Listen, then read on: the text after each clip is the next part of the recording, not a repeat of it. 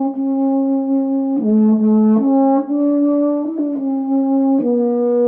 you ready, dear? Is it on? It's on. Check this for sound.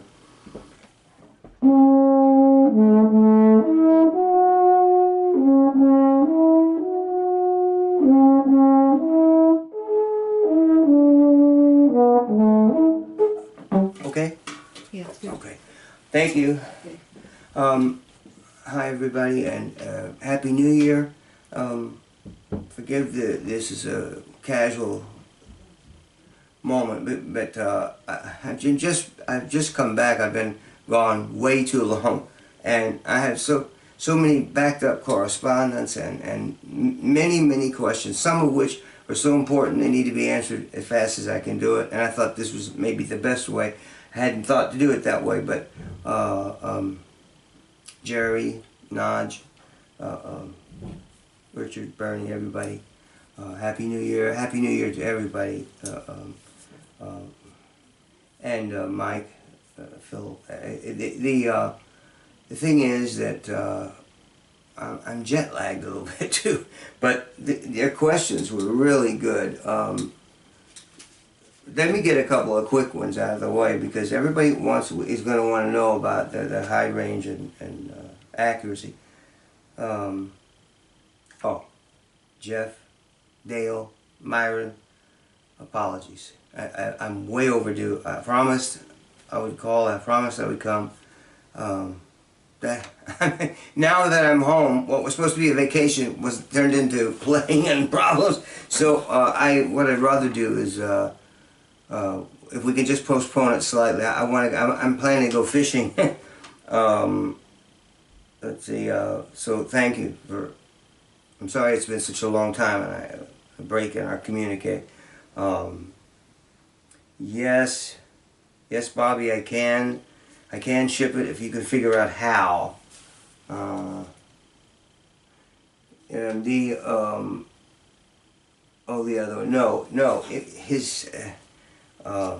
Jack, it was Napoleon Bonaparte. He was Corsican, not French, and it's like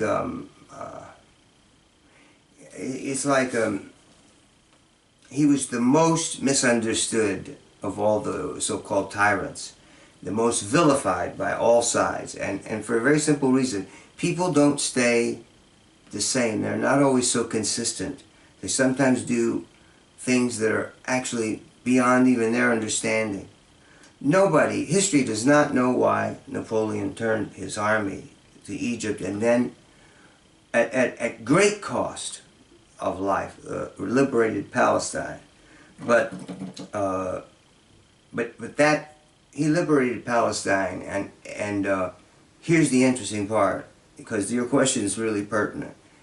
Yom Kippur was not too long ago. At the end of Yom Kippur, after Kol Nidra and the shofar blasts 100 times, one last blast, they break out in a little Napoleonic song. The reason for that is that when he liberated Palestine, April 20th, 1799, he declared it a Jewish state. And he regathered the Sanhedrin, and in the meantime, I said he was Italian. I mean, Corsican. All Corsicans are natural policemen, they're good guys. During the war, I've got a lot of stories to tell you. Can't do it now, but Napoleon, that was one of his finest moments. He liberated a people. They were almost chased to extinction by the. And don't forget, the Holy Roman Empire, and the Pope had already claimed. He said he was an Antichrist, the enemy of God, for waging war and conquering Italy. He was the king of Italy, king of Spain, emperor of France. But he wasn't consistent. He just had a very brilliant understanding of human nature, and he seemed to know when and where to do what. But I mean to say this, look, he was vilified by all sides, and yet they sing that little song. it is said, the parish priest said Napoleon's last words were, tête d'armes, which he said, which is supposed to mean chief of the army. But I think I'm the only person that does not believe that's what it was, because I grew up, English was a second language to me, and I heard it more in vowel contexts and different kinds of emphasis. I believe he said, tête d'armée, chief of God's army. That explains a lot, especially a man's dying declaration. He doesn't say such a plebeian thing. That's the idea of a, maybe that's what the church wanted him to say or something. I have no idea, but that's my opinion. What's the other one? Oh, yeah. This, most of you won't know what this is. This is for you, Terry.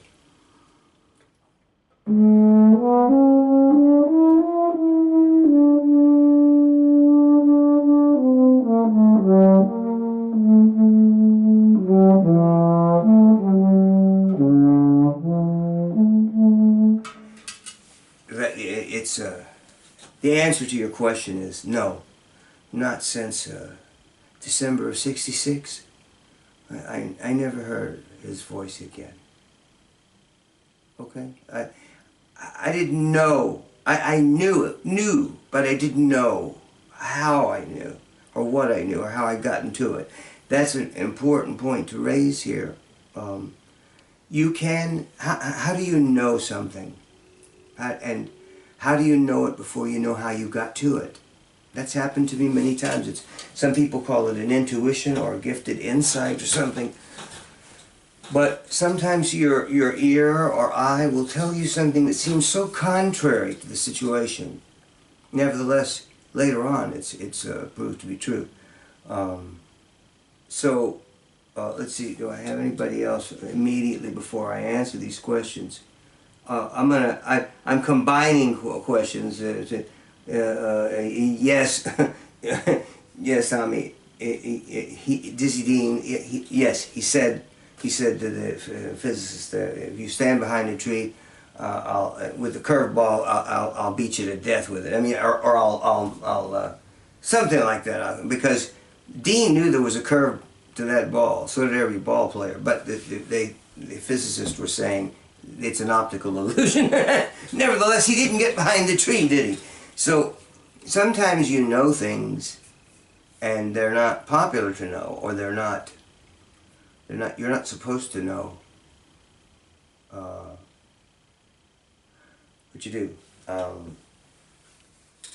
I'll give you another example of something that just bothered me, but I didn't know. Somehow really know. Like when I was playing a brass quintet in the Red Onion in Aspen in July '69. The moonshot was going on the TV, and we were playing brass quintets, and Bob Nagel, trumpet, Keith Brown, trombone, Bill Bell, the great tuba player. And well, anyway, Nagel played with a nice downstream, beautiful embouchure that helped confirm my ideas to me. But that's not the point. I'm speaking of the moonshot itself, the scratchy film on the Philco up there. Had I known what I know now, I would have immediately been skeptical. All I knew at the time was I was slightly confused about how they could take a shot of them leaving. And I also had been boxing in those days. Jimmy Jacobs and a dear friend of mine who wishes to remain anonymous were teaching me how to be a good welterweight, and I was, but the point is, Jacobs had us study fight footage, and I had a 16mm projector, and we were watching Rocky Marciano, Joe Louis, and my favorite, Sugar Ray Robinson. Now. And Jacobs is the one, I wanted to do it like Sugar Ray. I thought he was the most elegant boxer I'd ever seen. He had a punch for everything and knew when to do everything right, but Jacobs said no. He said, You're not that. You're not the body type. He's tall, lean, long arms, and you're kind of more thick in the legs, and you said my arms didn't measure; they were short. So he said, Jacob said, you have to you move in close. So you have to go against your instincts to stay outside and jab and use everything. He said, forget about the jab, come up and under, pressure them, perpetual motion, and only hard left hooks and rights. And Jacobs was right. He was giving me a truth I didn't want to hear. I wanted to be elegant. But he told me I had to, if I was going to do it right, I'd have to do it the way Marciano was doing it. And young Mike Tyson was Jimmy Jacobs was Mike's owner and manager. Jimmy Jacobs was a great man. I miss him. In 1966, they called him the athlete of the century, the greatest handball player in the world. Anyway, Mike Tyson became a great champion, a tremendous attacking, and he also, but he was deeply trained, and he studied we all watched the same films and analyzed them and broke down what was going on. Everybody wanted to be Joe Louis. A 6-inch knockout punch. Billy Conn works him over for 12 rounds, and it looks like Lewis is going down, and Conn goes in for the last round and thinks he's going to take him out, and Joe Louis just catches him with a heavyweight punch. Billy Conn was a light heavyweight. Heavyweight punch, down he went. It's in the heavyweight division, any punch can be the one, but I was a welterweight then. I'm far from being that now. But I was a swarmer and learned how to do it, and it helped me a great deal in knowing how to prepare myself, especially against impossible odds. I had to spar against guys, big guys, and I had to make myself appear to be completely calm and ready, and then I had a terrific attack. I up and under, and I pressured him, and my left hook was my KO punch really, and knocked some guys down right away. Knocked one guy out cold, down he went. But I'm just saying, it's the same in anything. There usually is a way that you wish you could be, but a way that you are. And sometimes the disparity between the two can mean you get caught in between. You don't do it well either way. But it's the same with horn playing. It's the same with anything. In golf, you can putt masterfully, gently, right to the edge and down, or you can putt hard and putt to go, to get more velocity. But if you miss the cup, it's way down the way. So Jack Nicklaus was my favorite, and then Tiger Woods came along with a full game. But it's a matter of styles, and there's usually a couple of ways to be.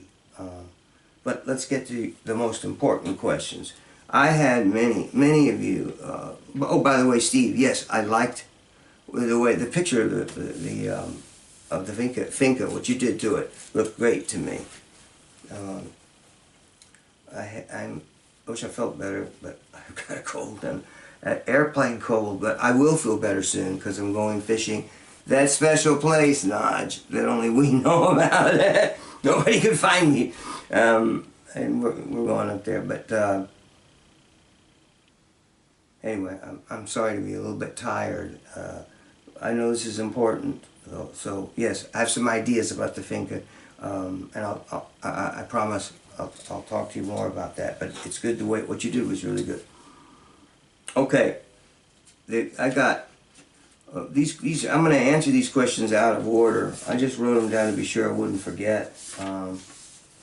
All right, and I'm going to play. Look, first of all, this film, I don't know how long I've got on this thing. Shar said maybe 45 minutes, I don't know.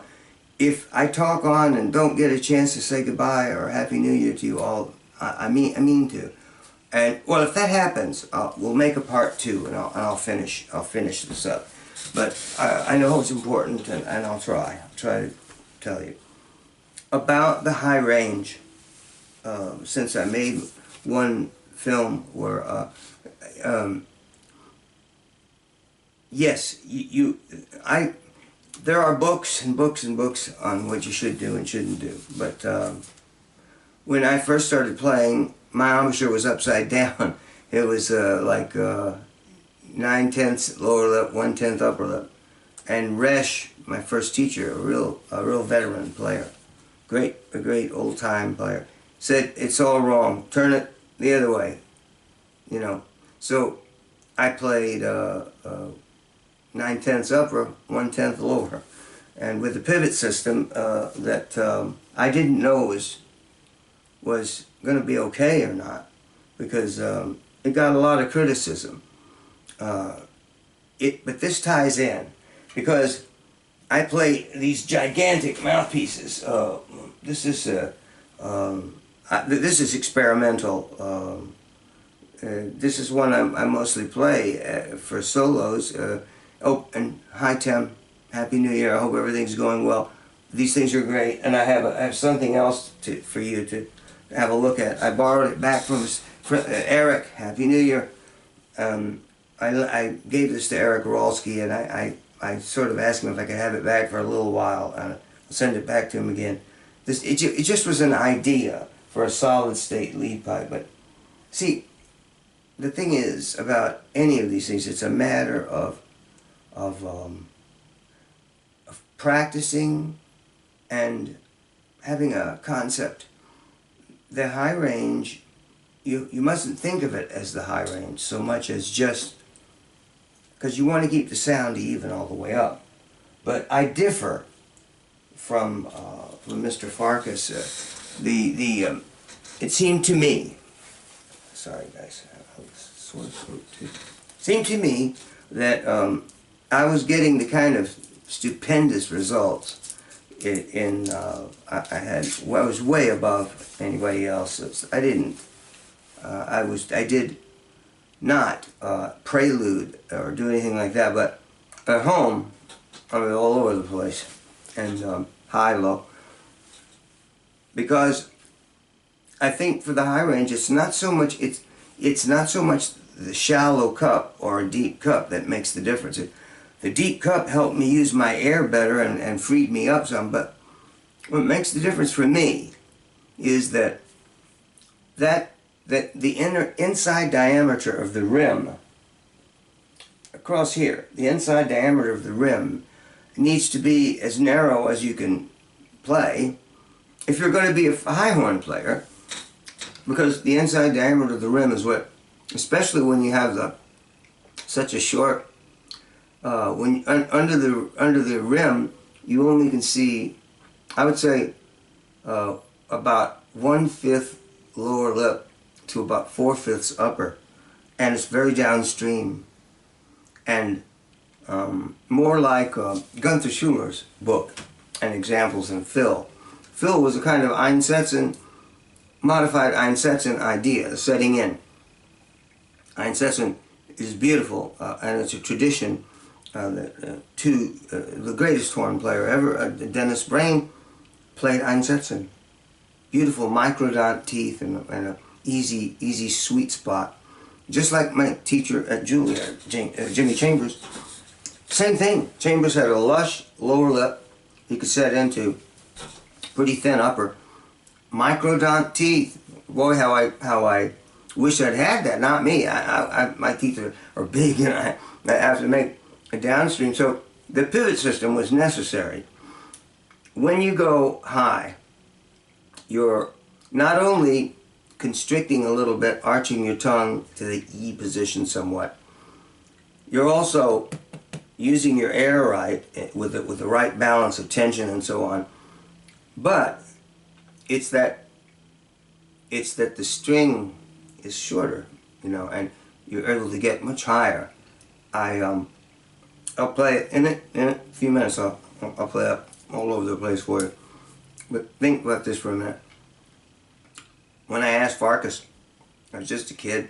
I'd had some really bad luck at another music camp, and I'd gotten to Aspen.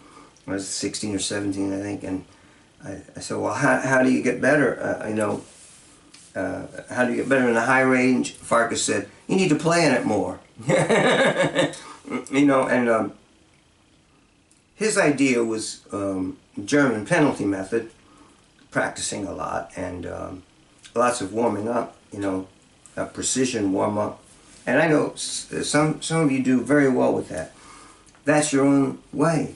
For me, that was never the way. 5 minutes, less, I'm ready to play. Also, I always believed in being able just to pick it up and have a very nuanced, sensitive mouthpiece rim and big cup that could take it and give you nuanced playing and easy high register.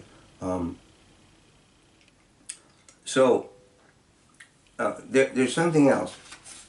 I wrote myself a note here to say, so that the distance of the arc, rim to lip, is narrowed. And that's the key. Not a shallower cup. I don't think you can play any higher on shallower cups. Just brassier and louder and longer maybe.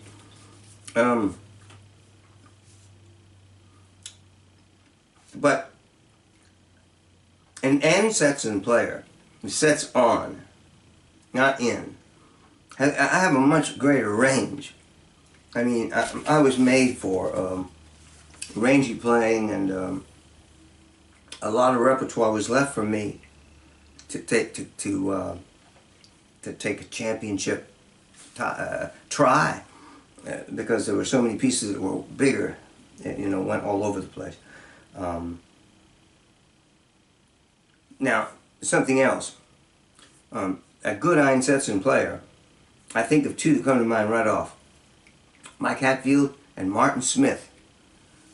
I miss Martin. I've lost track of Mike, but they had great Einsätzen embouchures, but and knew how to drop the jaw for the low range. And it was a big shift, and Chambers had it too. A big shift. Basically, when you're going up, the stream goes down. When you're going down low, the stream sort of goes up. Like I say, it's visualized in drawings of Gunther Schuller's book. But Martin Smith wanted to get up in the sky register that I was playing in. We had fun, iron sharpening iron. I never felt I had any enemies as a horn player. Only people that were helping me to get better, because we were iron sharpening iron. Martin wanted to get up in the screech range too, and with a good sound too. So he got that book, the double high C or triple high C, in 36 weeks or something, and we played around with it. But in the end, Martin tucked back when he went up really super high. He could not get it with his Einsätzen stance. And my wife also has a tremendous full register playing, superb high range. Now, I can't think of anybody that can play a Haydn Divertimento a tre trio better, with more sound and fullness and no feeling of strain. And that's another thing. Sometimes you find out what, like I said with Jacobs, you find out what you're a more natural. Maybe you're better at being a heavy puncher, and you can't be elegant in there. And sometimes people, there's a saying among teachers: you can't put in what God left out. And my teacher, Juilliard Chambers, was a great player. I wish you guys could hear that Gold Crest record of his. Somebody once said, a really famous, a really great player from the Metropolitan Opera before Eric Rolski. She said, when I heard that record, I thought it was the worst thing I'd ever heard, and then I thought it was the best thing. Because what it was with Jimmy was he was a baritone, but trying to play in the tenor range was, he could do it, but it didn't have the ease the essential ease of somebody that's natural for doing that. Like, it doesn't matter. I thought it used to matter whether you approached the thing from above or below, whether you came into it like a trumpet player or like more like a low brass player from the bottom up as opposed to the top down. I'm not so sure anymore. It might be the middle working either direction, but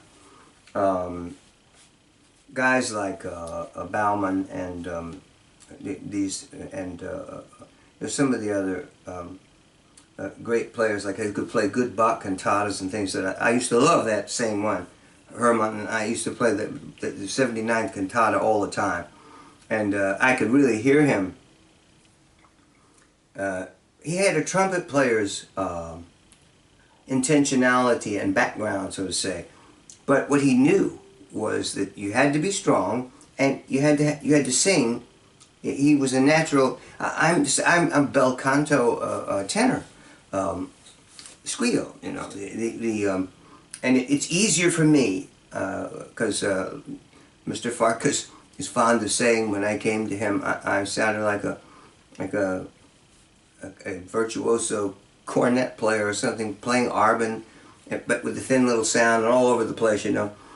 And he helped me tone it down, and Jimmy did too.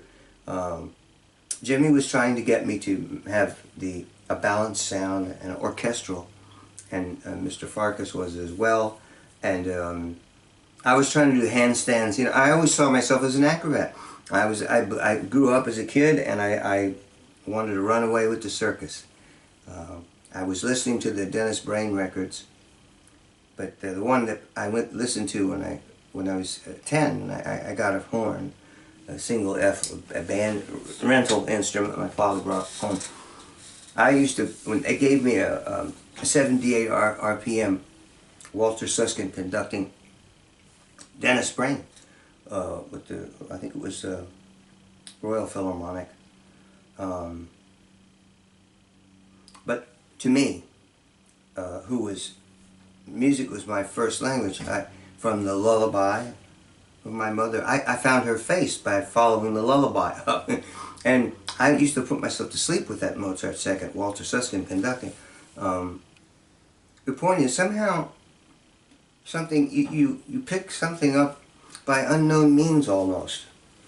And then you imagine, as I was younger, all I could see was on the front of the record jacket was an angel, a little cherub sitting there playing the record with a feather quill, and it said Angel Records, and on the other side was a picture of a British choir boy, angelic faced lad who was looked like he was a few years older than me. And so I had my model, and sometimes you get the right kind of nudge by fortune, good fortune, being in the right place at the right time. Early on in the old days, they used to have competitions, like in Aspen, the concerto competition was for all instruments, all groupings. And so I was playing Strauss second, and I won the concerto competition to the great disappointment of a lot of tremendous pianists and cellists and singers, violinists, and all kinds. But Walter Susskind was the music director of the festival and came up to me and said, "Okay, what Mozart concerto would you like to play?" And I could see in his eyes. I said, the second. And he knew and I knew what that meant. It was wonderful, a kind of important moment that's hard to describe. I don't suppose I can. Well, anyway, what am I saying? When we're talking about the high register, it's nice to be a natural tenor, or just as be a good low register player, a natural bass or baritone. But you can do it. Anybody can.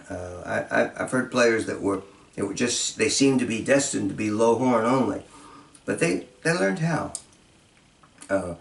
I had those were the only parts I ever played. The only time I played anything but first. Throughout Juilliard, only first horn all the time. And there was no there's no shifting around. You know, it came later, but that kind of experience you can't. And that's another thing. There will have to be a part 2 to this, because I got a lot of questions about change. There's been big turmoil, changes, new jobs are opening up, important ones, and people a lot of people are unhappy about the audition system. Now, I have a solution to that. I have a solution to it because for most of you, you don't know that I was around. I was there when the New York Human Rights Commission waged its courtroom battle with the New York Philharmonic.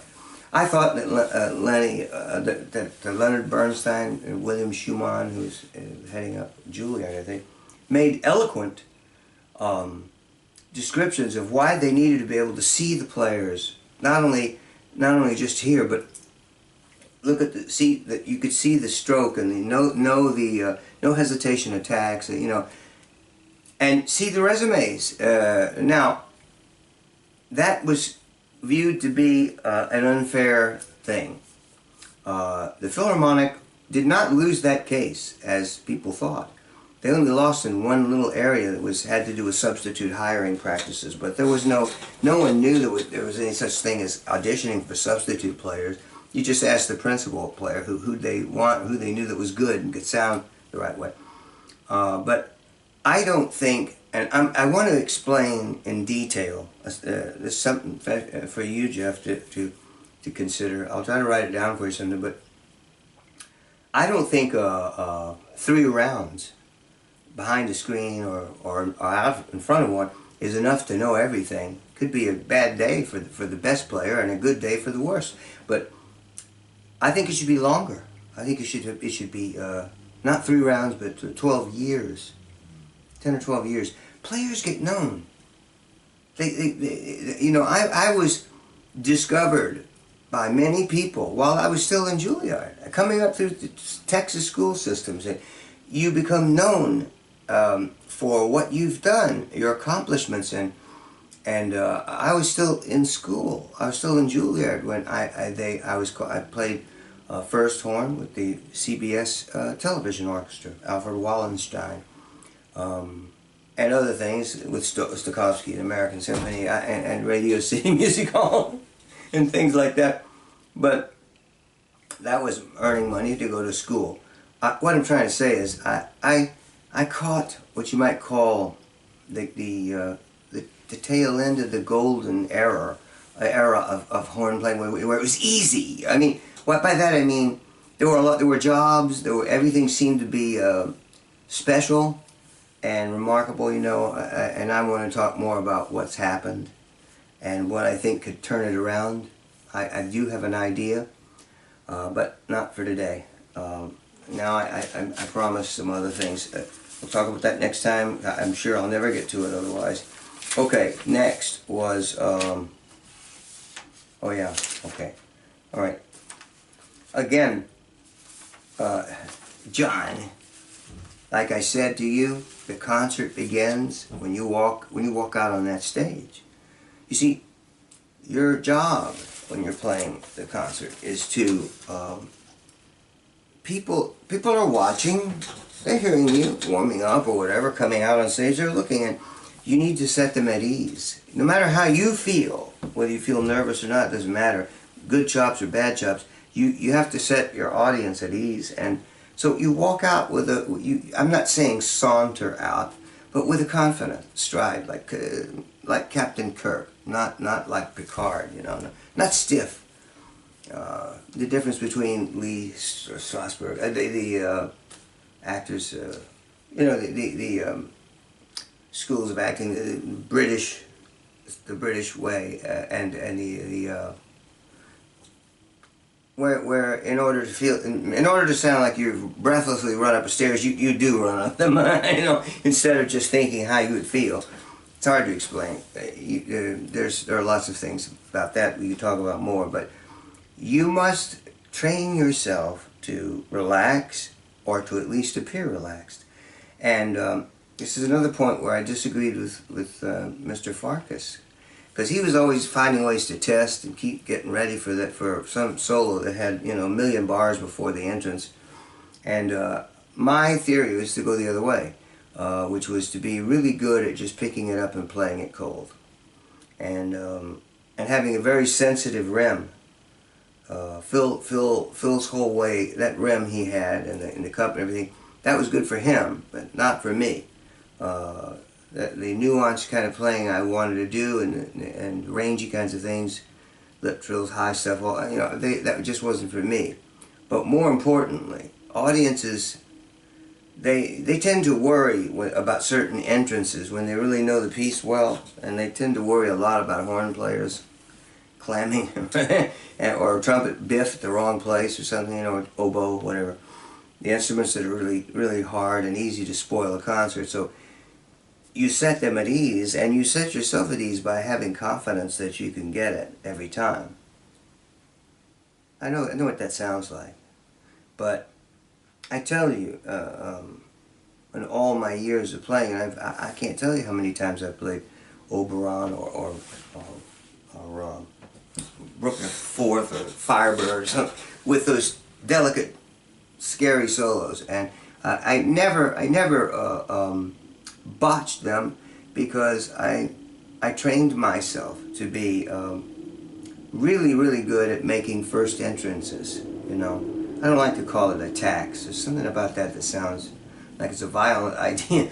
No, but your first entrance, yeah, there's a way to do it, and I've talked about it before, so it's in another tape. But once you have a sort of dedicated way of handling yourself, a simplicity of execution, and a confidence in knowing that you can play the piece and ought to, and you deserve to play it, you're there. But you, more than anything else, you're there to play for them, the audience. They're the ones you want to. Sometimes you're going to thrill them, sometimes you're going to break their hearts. Whatever it is, what they need out there is a moment, you know, transcendent moment. You're there to give them that. So you can't go out like a stiff and all worried, and, you know, that's just not the way. So that maybe I should say more about that, but I've got too many things to answer here. Oh yeah, okay. Well, okay. I was asked about the rims. Why I have these? Why two different mouthpieces? You know, Tim. I owe you lots of phone calls, and Tim with Maelstrom. They make my mouthpieces, and very well, by the way. And Tim, this is an experimental model I'll send to you sometime. But I have two different rims. One of them, for the orchestral playing, is best for a lot of heavy playing, and where you're having to keep up with a lot of yellow brass powerhouses in the big orchestras, and if I were to use my solo rim, which is much more sensitive, the point being the orchestral rim is a little bit rounder, so that it doesn't cut you up too much of it, so to say, whereas the sharper rim, which has an edge either inside or out, and they're usually sloped in. I'll tell you more about all that when I show you.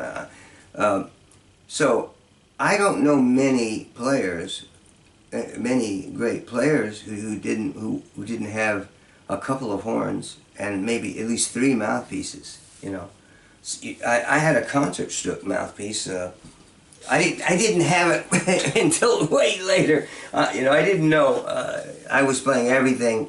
You know, in the early days, it was a Con 8D and a C1 for everything. A lot of Bach Brandenburgs and concert Stucks went by without me having any sophisticated equipment or ideas for making that easier. But it was okay because it was a different time. But yeah, you have your concert Stuck or Bach cantata cup that gives you a little extra something. Like I say, it doesn't make you able to play higher, just a little louder, you know. And if you want to thrill them, you know, you have to have the right stuff everywhere. Sophisticated equipment comes with a lot of experience or a good teacher. Can't tell you how important that is. That's another topic. Somebody asked about that. There is a huge difference between going to a school where a teacher has a lot of credentials and, you know, doctorates or something behind their names, and one who actually has been in there doing it. I don't mean to demean either side. There's a lot to be said for somebody that's a good teacher, and there are many of them, you know. And in the conservatories, like Juilliard or Curtis, you're going to get both players who are also teachers, and good ones too. Some trained by me, in part.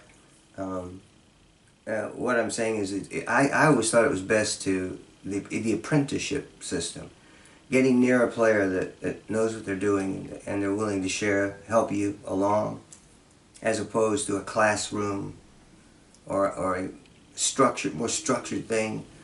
Farkas could see right away that I was overwhelmed by all the etudes and orchestral excerpts, and every lesson had so much to it, you know. So he saw that it was better to give me one etude and have me make it perfect. I was taught by Resch to do that, you know, to perfect things. Horn concertos it was a given that you played them perfectly and by memory. That was a given. That's another thing that helps, is to not know or believe that you have limitations, in a sense. Because if you're strong enough, there are no precedents. There were times when I was out there, I thought way far out there by myself with my ideas, and I was lucky to have run into some players like Jerry Schwartz. His embouchure was just golden, but it was confirmation to me that the pivot system that I was using was the right one, at least for me. Einsätzen, wonderful too. Two different ways of going about it, and both work. The sweet spot, you ought to have a good sweet spot in the cash register, you know, where all the main solos come. So that's why the two rems. You can't keep you know, your cookie cutter touchy rem. You can't keep that in without taking a beating in an orchestral situation. I think that's what. But anyway, that's my answer to that. I hope it's not. It's very hard for me to give you a linear answer. It's straightforward. It's not natural for me. Oh yeah. I said the Napoleon, and yesterday, yeah, well, like I said, not since Christmas of '66, I never heard that voice again. I don't know what that means. I don't know why. Okay, that took care of that. All right. Yeah, okay. Now, and we talked about deep cups versus shallow cups. You know, the widest inside diameter is going to give you the best low notes too. I mean, and the narrowest is going to give you an easier high register. Very few people have the kind of embouchure like Dennis had with you know, the very kind of it was natural. The inside diameter of his mouthpiece was, I couldn't even get myself into that thing, but the principle was there, and I understood that inherently. That's the thing about knowing something even before you know why you know it. You just do. Okay, what were the others? Yeah, that's right. Oh wait, this side. Yeah. Who said that? Who asked? Oh, about tonguing. Yeah. Okay. Yeah. Somebody asked about. This was an older player. I won't mention his name. That's right. Tonguing is the first thing that goes. That's the first thing you have to put effort in. You never lose your chops. I don't know how to put it. I mean, if you're a good player, as much as you may wish to, have a time when your chops won't work. They're always there. I've never had. I'm playing as well as I ever did, but I've already done as much as I thought I needed to, and I have a different outlook now. But tonguing, yes. Now, when I first started, I was single tonguing only. I single tongue 16th notes at 178 on the metronome. But when I learned how to double and triple tongue, my single tongue went back down 30 points or so. But I can double tongue off this faster than the metronome can go.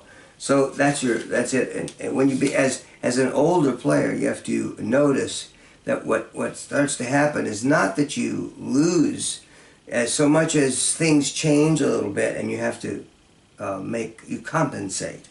That's all. I will talk about that in detail more later. I just got too many things to. Oh yeah. Okay. That's right. Okay. Now. Sorry guys. They're just, you can't believe. I came home. My emails were stacked up so deep. I just didn't know what to do. Okay. Yeah. Trusting yourself. Trusting your own eyes and ears, as opposed to, see, this question came in a context where somebody felt they were being, trifled with by other players. It's a hard fact that you have to accept that I was taught at a young age that it's a competitive business. The business part, I never liked that word. I would have played for nothing. They all knew it too. Until I had a family, and but the point is, I love playing, and but you're going to have a lot of people. The better you are, the more you're hated. I mean, sorry to say that. Now, feared is what it really comes down to. They don't understand, and I've seen it before. How do you deal with that? You don't stop trusting that you're doing it well. In a sense, you could say, I know where I stand from the lack of complimentary people,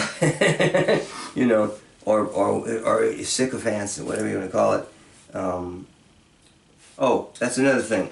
We were talking about before the question of digital, because I grew up in an analog and mechanical sort of world.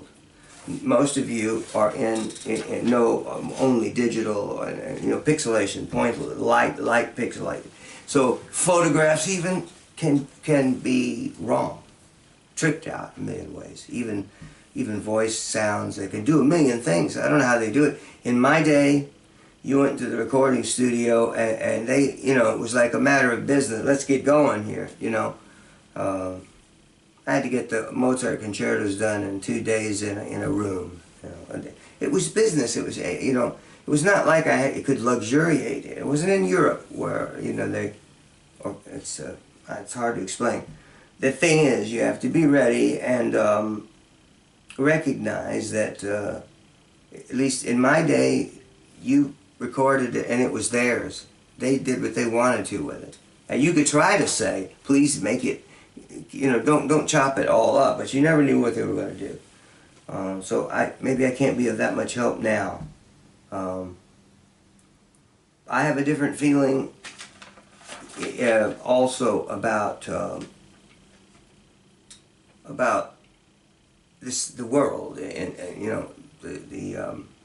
I believe it's a lot smaller, and the people know each other more than you might imagine.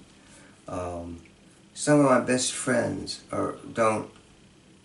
It's not like the kind of friendship you can pick up a phone and talk. It's that you have an understanding that you're both after the same kinds of things and trying to do it well. Iron sharpening iron, and like Moonshot, I told you something was wrong. I knew something was wrong. It was the 16mm film. Those Rocky Marciano things, I couldn't even take them through an airport X-ray machine without ruining them. So it was impossible. to imagine they could take it up through the Van Allen radioactive, through the kinds of things that, I mean, it's kind of preposterous, but I knew, but I didn't know why I knew. So you know something, but you don't know why or how. I figured out later on. I even recognized Stanley Kubrick's backtracking from the year before, 2001. They'd made that movie, and I believe that it was a put-up job. A lot of them were. I mean, my father, we were living in Dallas when I was in high school, when JFK was shot in the Dealey Plaza, and over the radio we heard, and then and that night we were watching on television, and then they said they'd caught the assassin. It was Lee Harvey Oswald. My father threw his newspaper down and said, "Ah, there they go." See, my father just did not believe he already knew that put up jobs. That he had been a soldier, you know, in the army, and sometimes that you have to do things, and what was done there was a terrible thing, and I think that was a conspiratorial thing. There are a lot of things. Look, I can't prove anything. It's like somebody. What was that question I was asked about traveling and a lot of things? Look. I was asked some hypotheticals. Who asked me this thing? Oh yeah, Helen. That, you know, that Shakespeare saying, "Know thyself." Well, knowing that you know something, even if you can't get to it yet by explanation. Sometimes chess problems are worked out while you're sleeping. You know, it's the process is a mysterious one in a way, but you need to, especially now. I've never seen such a preponderance of phonied up news and online hooey in my life. You have to have some sense of what's real and what is. Common sense is almost lost. It's not only that, they're expecting you to dispense with it. No, you have to do it by a set series of rules. My grandfather was a grocery store keeper in a small town in Mississippi, and he did the addition in his head, not with a cash register, which was a punching thing, mechanical. He wrote it down in the book. He kept, people could pay at the end of the month. He trusted them. He knew them. Now you go in to get something, you go in and let's say you're getting a prescription filled. You go up and the pharmacist, that look. The look is like, license and registration, sir. There's a look, always that look of condescending. They're reading a card. They can't say anything more than, I'm not comfortable with that, sir. So, there's a million dodges they have. They're at airports. They're checking out grandmothers and kids instead of it's ridiculous, isn't it? I'm saying you need to hold on to your sense of values and essential knowledge of what's going on. Remember, I said, I believe it's a smaller world. The people I met and knew and came to love and know, I seem to already know them, and they seem to already know me, in a way. Because it is more intimate, smaller. We all got off the same boat. There are only 8 people on it. We must all be related in some way, right? That's what I believe is true. Look, I don't care what artifacts they dig up and what stretches of imagination they come up with. There's no written history at all that dates back than 4000 BC, and that's a fact. So we're at, as far as written history of people living, we're into the 7th, we're into the leading tone, like a scale. We've gone to 6,000, now we're in the leading tone, the 7th. 7th leads naturally into the octave, the 8th note, the eternity. you do have to decide what you're going to believe and who you're going to trust. This is a key thing I wanted to get at. I hope I have time to tell you a little more about that now. Knowing who to trust. In that, I was very lucky. I had the best teachers.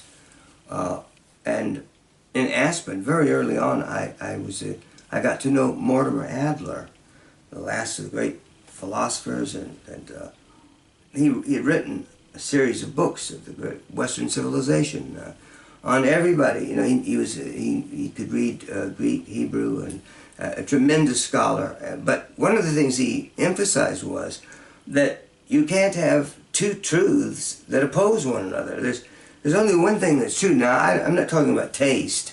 You know, Italian versus French food. That's a matter of taste. But whether something is true or false, or anywhere in between, that's really kind of important. You have to know what's true. And as I said in one of my earlier films, my first encounter with any description of a world that I recognized came when I opened the Bible. The Bible is my template for what is true. Now, we've been taught that it's been demeaned and so turned into the idea of a fairy tale that no one is following it very closely now, but they should be, because we're right on schedule, in my opinion. And that's the only template for measuring what is true. When I was a boy in Orange, Texas, I was standing looking at the setting sun. It seemed really close to me. It didn't look any 93 million miles away. The stars, the moon looked close too. And I never felt, I mean, honestly, do you feel like we're moving right now? I don't feel that. I trust what analogies or understandings I can get from the description in the Bible, and what I see there is something totally different. There's no, for example, we're living in a theoretical idea of things, beginning with Copernicus, Galileo, Kepler. They all went up against Ptolemy and what was his name? Tycho Brahe. But I believe that was a conspiratorial. So, Rome, it was still Rome. I know something about that. My heritage. I've been there. You know, sailing over to Corsica, just a short sail from where the Cerminaros live. Buonaparte means good in part, and Cerminaro means there is heroism. I wish it were there is heroism, but it's there is heroism sometimes. You know, I certainly do not. I think that people cannot be assessed as frozen in time. You can't just say, well, that guy's this way, because people grow and they do good things, great things, and make mistakes. But anything that departs radically from what I understand, and I taught at Juilliard, but I also taught at Caltech, and I had brown bag lunch with Dick Feynman, and his discussions he was a witty, clever guy, but he led me to understand that quantum physics and quantum theory is definitely on the right track. You know, it's definitely the way it is, but no one can understand it yet. So you don't base your decisions on chalk dust theory. You have to base it on what you know is true and not what you think maybe is true. Copernicus and the rest of them were talking about a globe. You know, the moonshot, all that.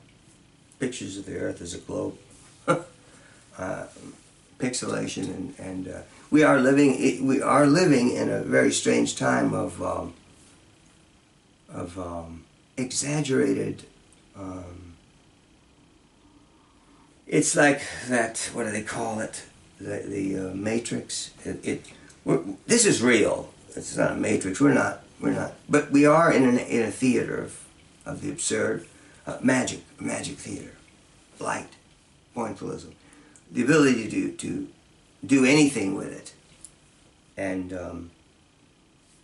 there's no such thing as gravity. There's no graviton. You can't say there's a quark if you can't prove it. Well, you want to say that, well, it must be there because the next step I would take, I would have been, you're not, you know, there's not a graviton. Things fall because they're heavy and they drop, and up is up and down is down. And this, I don't think we're on anything that's moving. The North Star always is in the same place. The compass always points to north. Airplanes, I see nothing but a level playing field no matter how far I look, no matter how curved the lens is to trick you out. And I know the difference between decent and indecent people. The smiley people that they want to do you harm in a contract dispute or in some sort of anything on the street.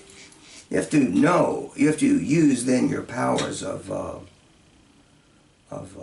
you have to trust your eyes and your ears. Now, I'll grant you, we're at a point where you can scarcely trust your eyes anymore.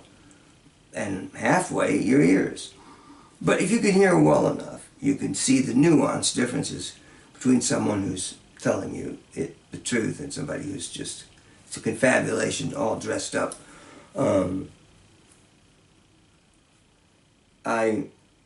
I'm not saying that things don't get better, but I'm just saying that things have always been according to the situation.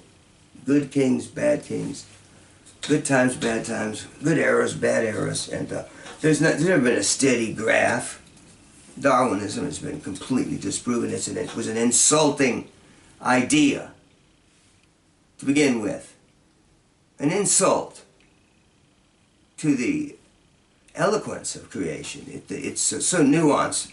You're trying to tell me that a jellyfish and a giraffe and a penguin and an aardvark or the gazelle, or I don't see any. It's preposterous what people are willing to believe in an effort to escape what? What are they trying to escape? Honestly, it's like. You can't trifle with people's emotions because they matter. She's somebody's daughter. She's somebody's son. These people are, you get to know them and you realize that any one of them could be your child. It's not, it's a matter of having some sort of perspective and proportionate, but it's, you can't. I don't believe. I know that you're gonna get mad at me now when I tell you I don't believe in any of the isms or ologies. I don't believe we have. There's not a subconscious mind there. We do mystify it. We throw mist in our faces all the time. It's a self-deluding necessity at times. We can't bear what we're discovering about ourselves or somebody else. And there's this difference between our body and our soul, and our mind is in there. We have conversations with ourselves. Who do you think's doing the thinking? Just your brain? And as far as I've heard many people say, I read everything. I've read them all. And the idea of Wittgenstein's logical positivism, what you get is what you see, and that's it. It's preposterous. And it's not because there are other multiverses or something like that. It's because we've lost the essence of certain dimensions. They talk about we have 4 dimensions, I guess. But Moses Maimonides long ago said there were probably closer to 11 or 12. We're missing things that my cat can see. Or my dog can smell. I don't know where it's coming from. We're just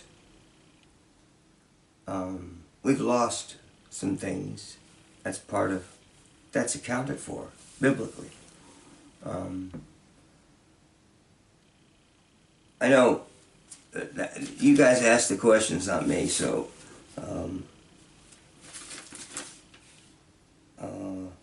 oh yeah. Okay. Yeah, no, I was asking Hardman. I think these Cold War scares, I think the Cold War is probably largely being fought with fictional weapons. The idea of a doomsday bomb, like Gort, some kind of thing that if can destroy everything. That's a hard thing.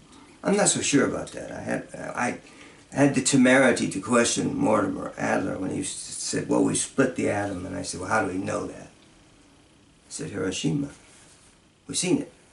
We've seen it split."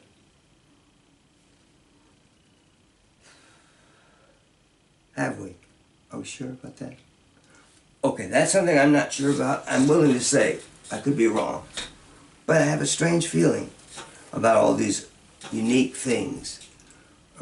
They seem to worry more about, I see them passing out gas masks in places like Israel and other countries. They're not trying to bunker up for a blast. They're worried more about illness or disease or gassing or something.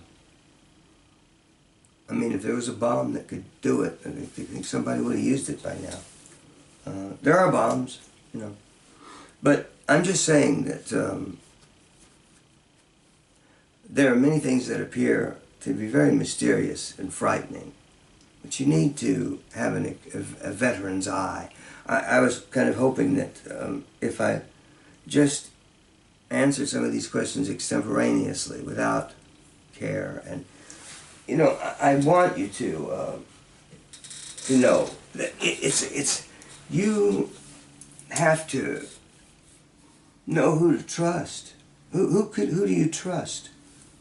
Because it's going to come down to that. Whom do you believe is telling you what's true? Because there's so many false reports about everything, you know. My sense of proportion and belief in what is happening is I have a great deal of clarity that I did not have when I was younger.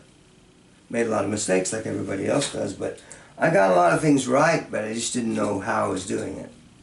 And that's always a complex thing. Let's see.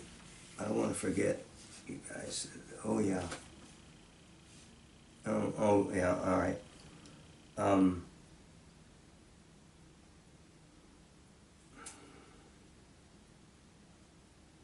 This is going to be tough. Maybe I should pick some of the easier ones. Okay, I'll go back to simple things having to do with horn playing and something that is easier to explain. Yeah, okay. That's, yeah, I'll show you that in a little while.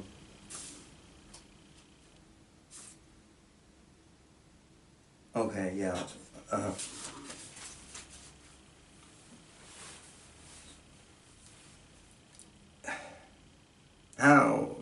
How are you able to know who's giving it to you right and who's telling you truth? Because don't forget that famous line of Shakespeare's, "A substitute shines brightly as a king until a king be by." You'll know what's true because when that comes, it seems to make all the rest fall away. Do I believe? My daughter came running up when she was younger, asked me about ghosts and goblins and mummies and vampires, and I assured her what I knew, that none of that was true. Sorry if some of you still think that's true. Oh, I think there's evil. And I think that they since they had to scamper for a new way to tell it after they disposed of this Darwin stuff. Now it's aliens seeding the planet from somewhere else. You know, it's always what do they call it? Infinite regression. You know, they cannot picture the unmoved mover of things, the idea that there could be a mind, a so wonderful, so marvelous, beyond all. I'm not talking about superstition. I'm talking about supra-normal and wonderful, frighteningly so in some respects. But how can you come to find these things out? Well, you have to begin somewhere, and most important thing is I learned things from music that I did not know yet by thought or words. My first concert as a child was in some church. It was a Methodist church. I played Panis Angelicus, and it was moving to people and to me. And through music, once in a while, when you're getting it, when everybody gets it right, the glory of it is it's so transcendent that you can barely hold it. You know, you want to, but you can't. That's because we're not. This is my daughter. I have to tell her. I used to tell my son, but he knows everything now. He's just so smart, way past me. I had to tell her that this is not heaven. That's right. You know, this is not heaven. This is important.